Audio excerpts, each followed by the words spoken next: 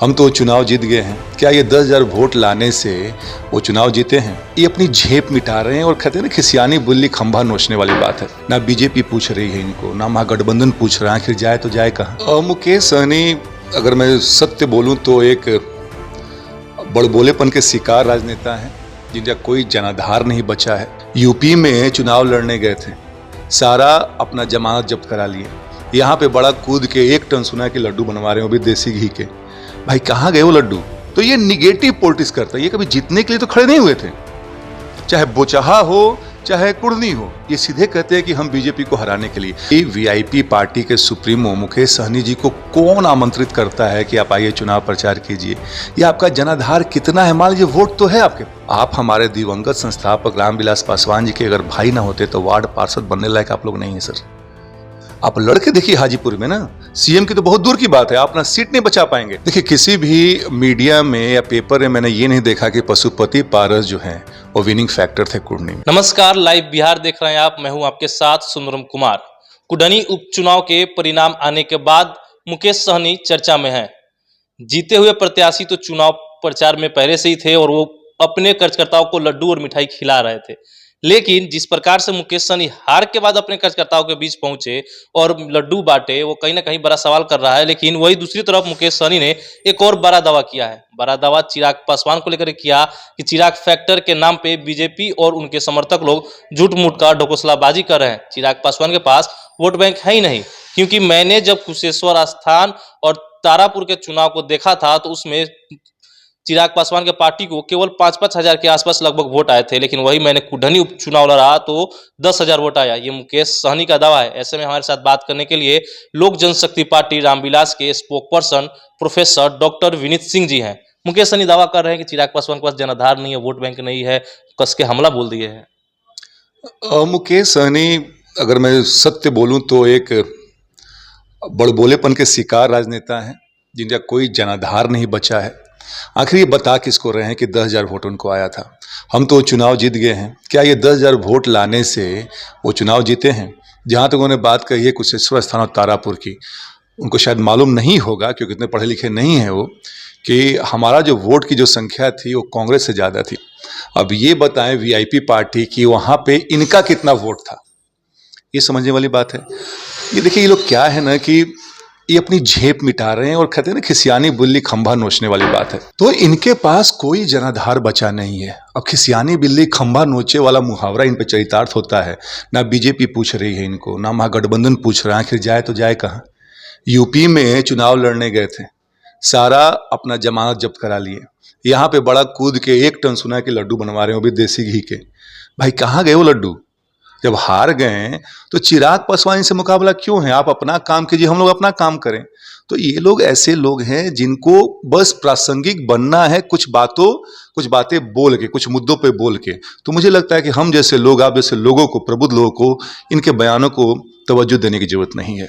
बोचहा चुनाव में भी यहाँ तक मुकेश सहनी ने कहा कि बोचहा चुनाव में भी अच्छा वोट लाए थे। भाजपा को हराने में मुकेश सहनी का बड़ा हाथ था। चिराग फैक्टर के बारे में बात करें तो लगातार ये कहा जा रहा है कि चिराग पासवान का फैक्टर काम आया कुढ़नी को लेकर के। फिर इन सब के बीच जनाधार की बात को कैसे देखते हैं?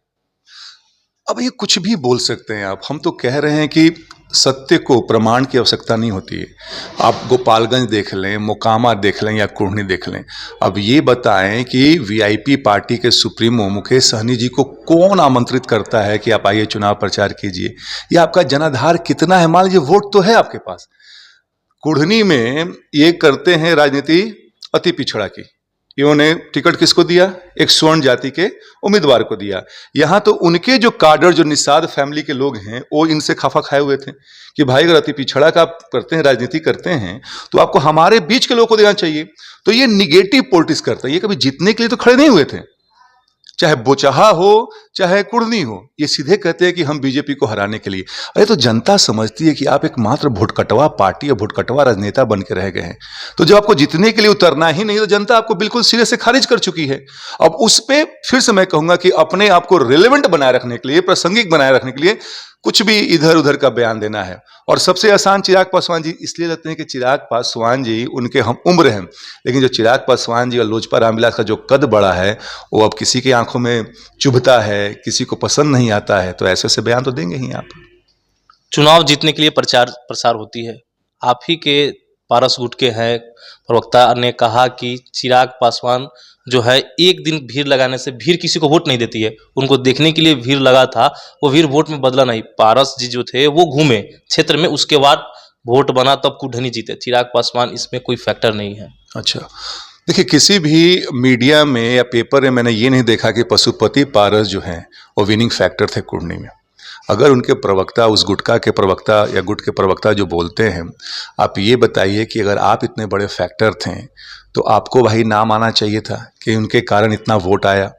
ये बात तो उनके साथ नहीं हो रहा है।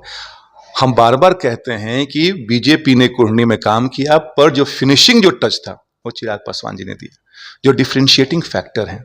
अब जो ये पशुपति पारस जी की बोल रहे हैं, बात कर रहे हैं, आप मंत्री तो हैं, अनुकंपा पे मंत्री हैं, आप जानते हैं उनका अपने जाति में कितना वोट बच गया है, 200 से 400 से ज़्यादा नहीं। वो अपने हाजीपुर संसदीय क्षेत्र में जाते हैं, वहाँ पे लोग उन पर कालिक फेंक देते हैं, उनको मार के भगा देते हैं। मोकामा टाल में गए थे बाबा चौहरमल के जयंती पे, वहाँ उनको भगा दिया गया था।